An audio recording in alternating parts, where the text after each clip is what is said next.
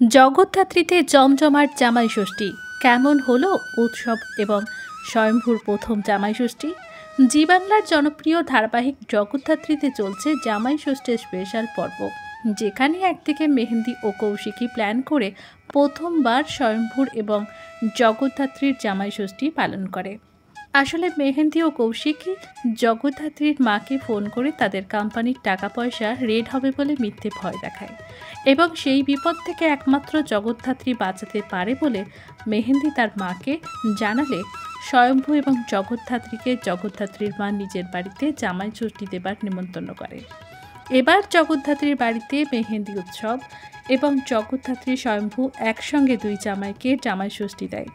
জগদ্ধাত্রী এবং মেহেন্দির মা নাচে গানে জমজমাট হুল্লোড়ে মেতে উঠেছে জগদ্ধাত্রী ও স্বয়ম্ভুর প্রথম জামাই ষষ্ঠী। তাই দেখতে ভুলবেন না জগদ্ধাত্রী প্রতিদিন সন্ধ্যে 7টায় শুধুমাত্র জি বাংলার পর্দায়।